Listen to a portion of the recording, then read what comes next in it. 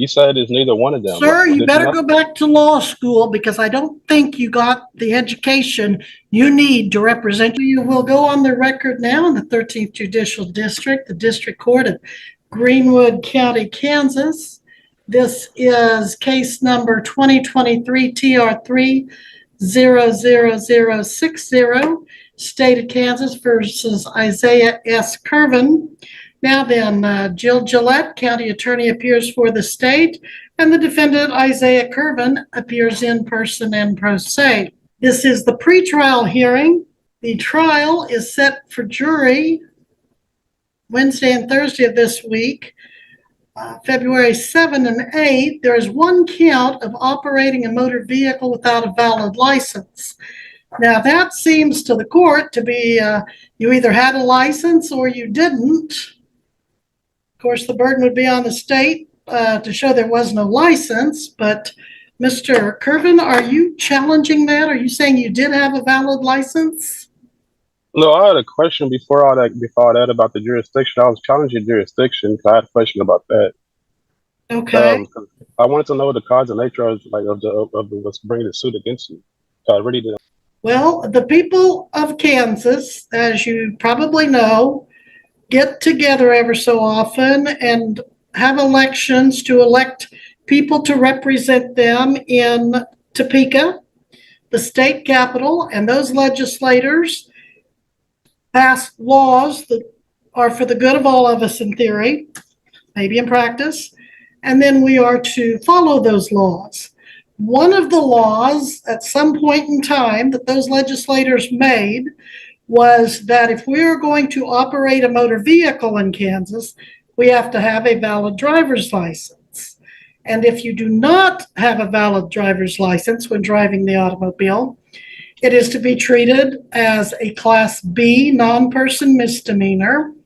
And they set the penalties of up to 6 months in the county jail and a $1,000 fine.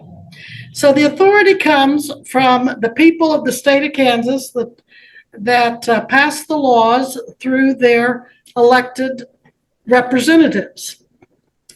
And they also pass laws. All right, everyone, buckle up, because we're diving straight into one of the most bewildering courtroom scenarios you'll see all week.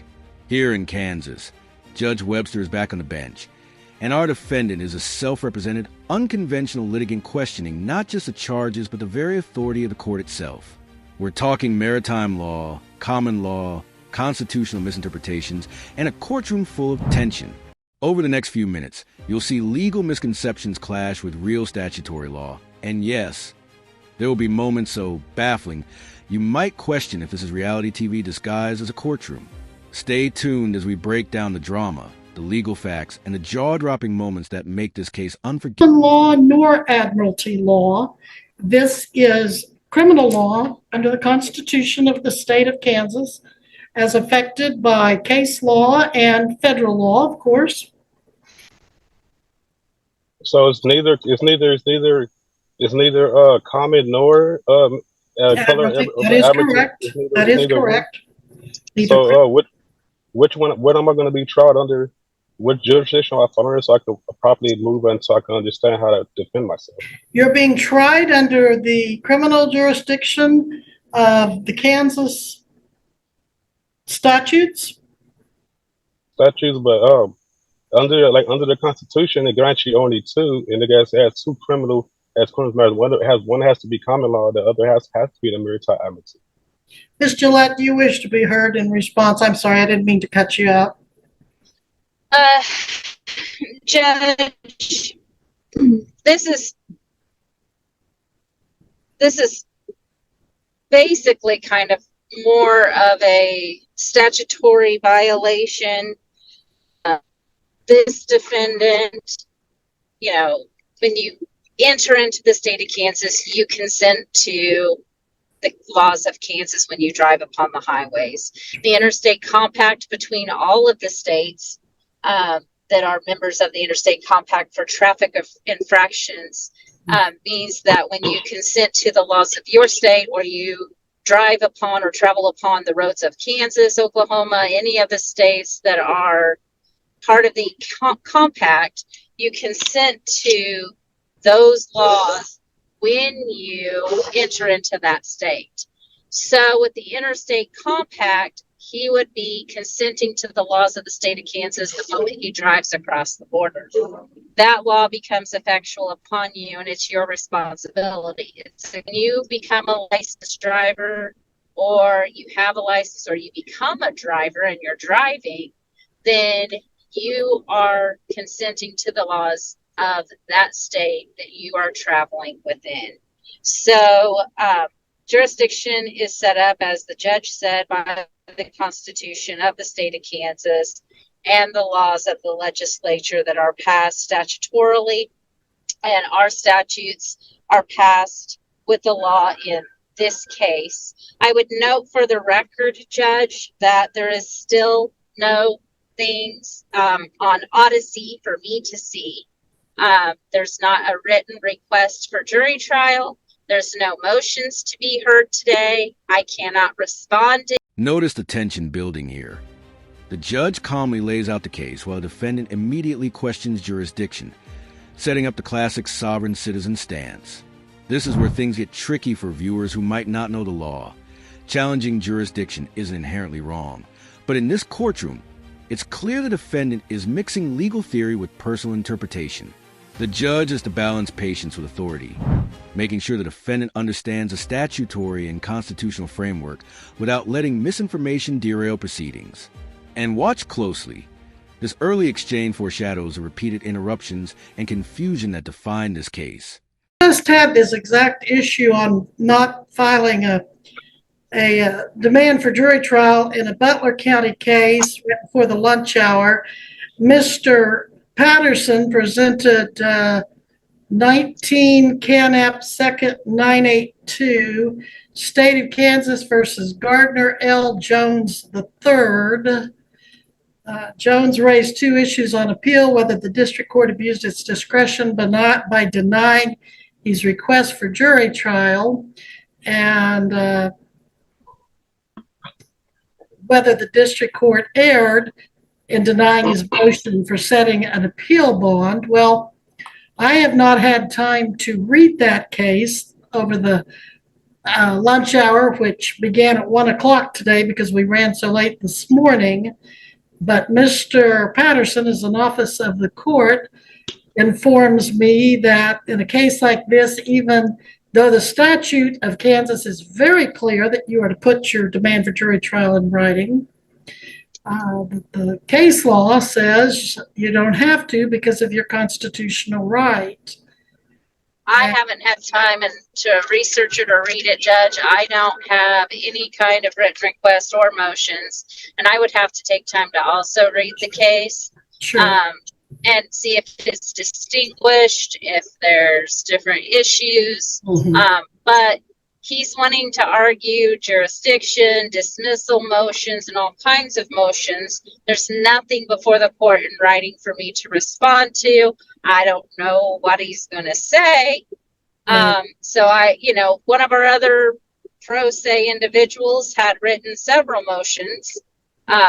Most were very lacking, but at least I had something to respond to.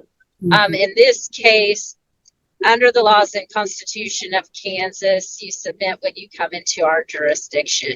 Therefore, when he traveled into Kansas and operated a motor vehicle, he consented to the laws and jurisdiction of Kansas. And I would say that we have jurisdiction, and that lack of venue and jurisdiction is denied, should be denied. I had a question about that, because when you say that I consented, is there like a form? Would that would that be under? That would be civil? Would Sir, that be you consented by your conduct of going onto a road that is a state of Kansas highway and a.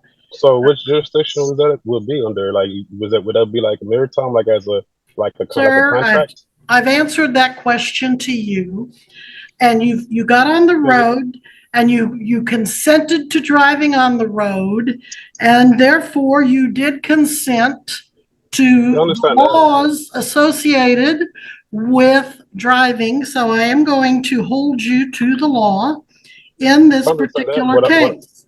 Now, What I'm understanding when you say when you said the cause of nature, and but that's why I was not understanding still about that because you said the cause of nature, and I had that I asked sir, if you want me to entertain any of your arguments, you need to have them well thought out, and you need to have them in writing, and you need to have them, sir, listen to me, please. You need to have them in writing.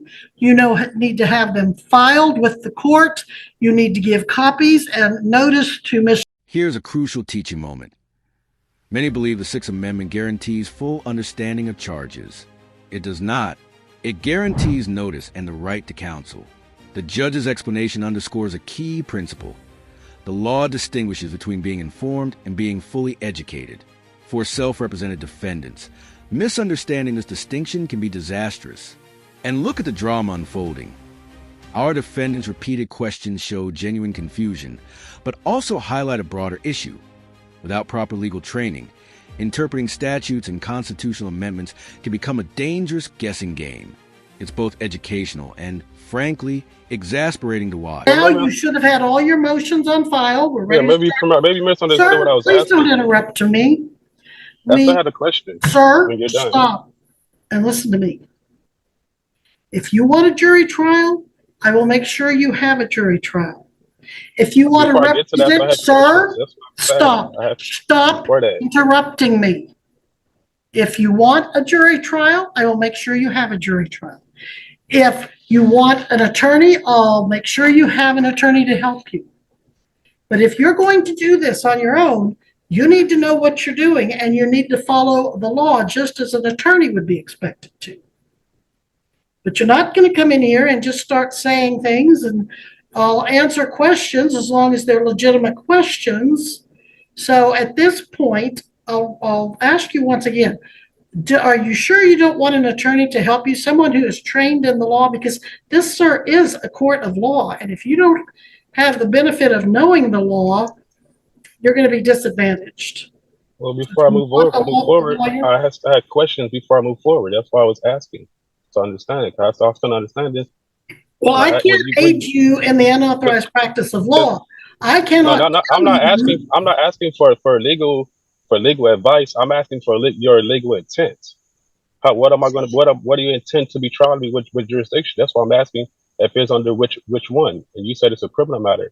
If it's criminal, then there's someone's been hurt. So if there's someone's been hurt, I have the right to cross-examine. I have answered your question legally, and you keep trying to give me limited illegal choices, and I'm not going to do that. Under the Sixth Amendment, I have the right to know. Under the Sixth Amendment, I have the right to know what jury I'm going to be tried against, and you have the duty to tell me. I don't think you're going to be violating your oath to office if you did that. I've answered those questions, sir. We need to move on. I've made it clear to you, it's a couple of hearings now, that you're being tried in the District Court of Greenwood County, Kansas, under the laws of the state of Kansas. And we're not going to keep running in circles on this. That is not. You know this, and I know this, and I feel like you're just kind of. No, what I'm asking, so the court the Constitution only grants the court under when it comes to criminal under two matters, and that's why I asked you: is it civil? Is it civil or is it criminal? What you said is criminal, so it's not civil, right? Sir, you can reserve your right for appeal, but I have ruled. Now, what's your next question or your next point of view? And I need to have you back here. Bring your camera back so I can see you. Your phone froze. I didn't hear what you said. Your phone froze. You froze. I don't know if my phone froze or your deal. Oh, my phone froze. You cut out for a second. Okay, so do you want an attorney? I'll ask you that again. Before I get to that, I still have to find out. I have the Sixth Amendment right to know. If I ask, I have the right to know. I'm not asking for legal advice. I'm asking for your legal intent.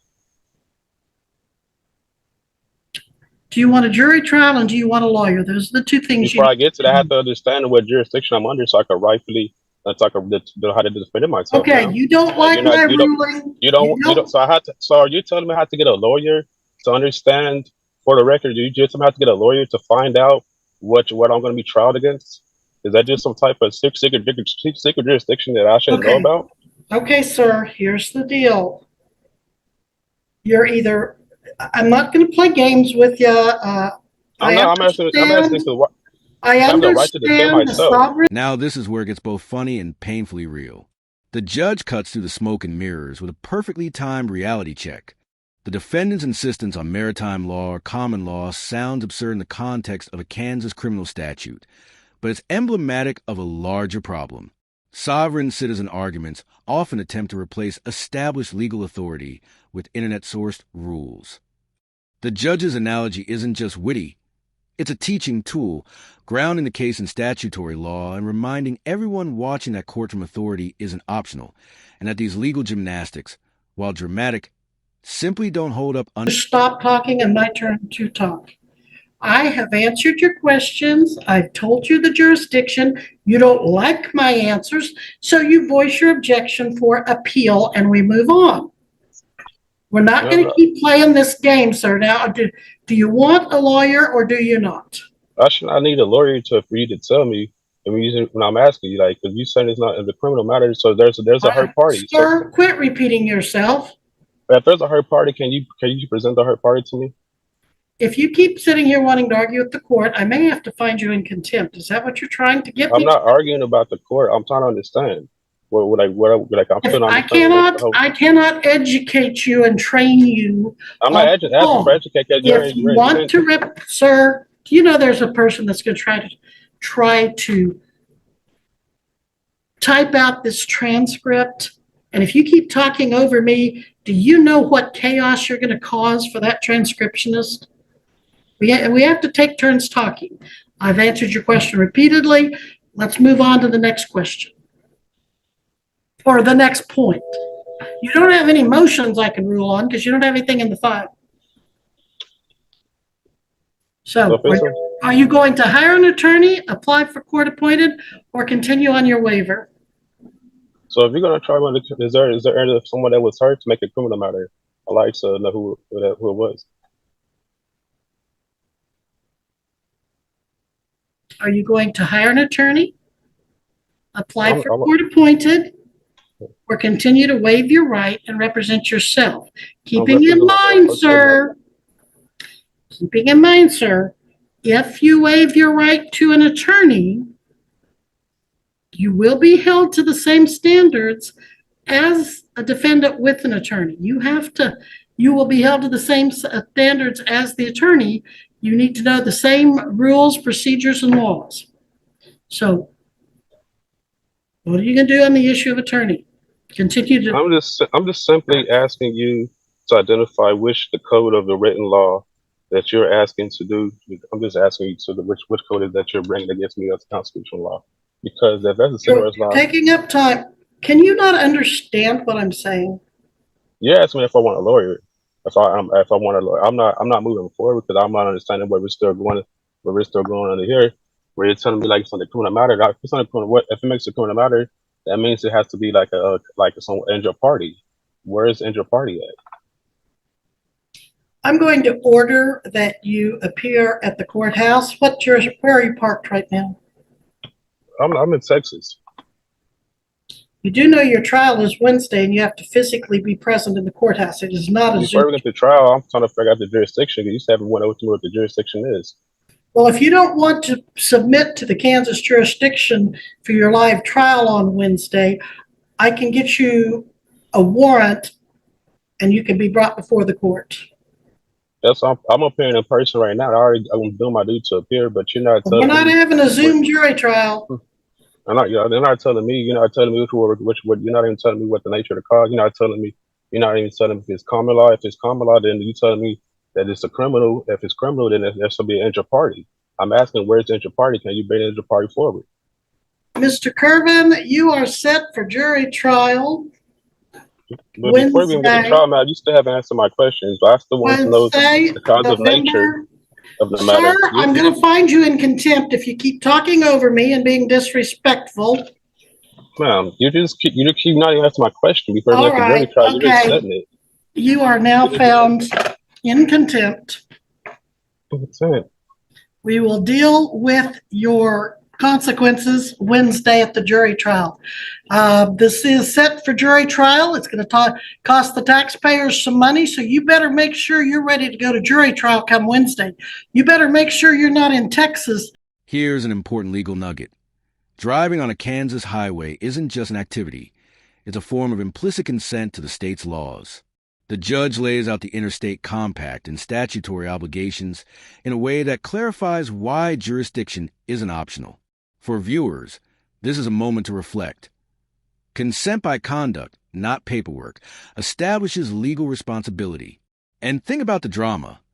The defendant's repeated attempts to argue otherwise highlight the disconnect between perceived rights and real legal obligations. You have to ask yourself, how often do misunderstandings like this spiral out of control in other cases? I'm not doing this. I said a question. So when I asked you what jurisdiction, the Constitution grants the courts the two jurisdictions. Which one is common law, and the other one is maritime admiralty law. You said it's neither one of them. Sir, you better go back to law school, because I don't think you got the education you need to represent yourself. You either need to go back to law school or go to law school or get an attorney, sir, because you don't understand that which you're speaking of. So be ready to go. And if you're not here and ready to go, if you're not here and ready to go Wednesday, I will issue a warrant for your arrest.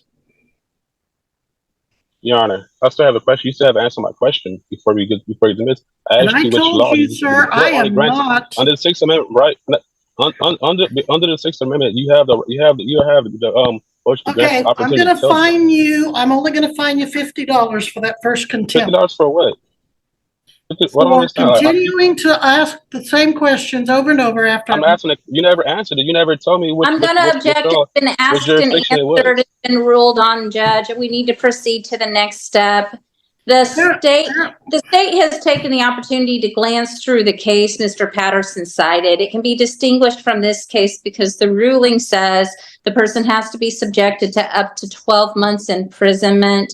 It is a DUI case where someone was convicted of a first-time DUI and they were subject to 12 months of prison time or jail time under the law. This is a Class B non-person misdemeanor that's 6 months or less. It must be greater than 6 months in order for the person to be subject to an automatic jury trial. Otherwise, lacking the request, it may be a trial to the bench under the case law. So therefore, the State v. Jones did not apply in this matter. He is facing no more than up to 6 months. So the automatic. Notice the subtle twist here.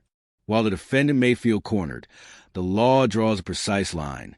Because the potential jail time is under 1 year, the Sixth Amendment doesn't guarantee a jury trial. This is a classic legal nuance many viewers miss. The stakes feel high. The tension is real. And yet, from a statutory perspective, the defendant is navigating a system that technically favors the court. This juxtaposition, high drama versus procedural clarity, keeps the audience glued to the screen. It's a perfect example of how courtroom rules and real-world consequences collide in unpredictable ways. Tomorrow open, let's see, we've got a 9 o'clock docket. What do we have going on tomorrow afternoon, Missy? We have first appearances, and I haven't looked at them yet. And then... Okay, and then we have 3:30. Yeah, we have a couple at 3:30, and then we have a 4 o'clock case.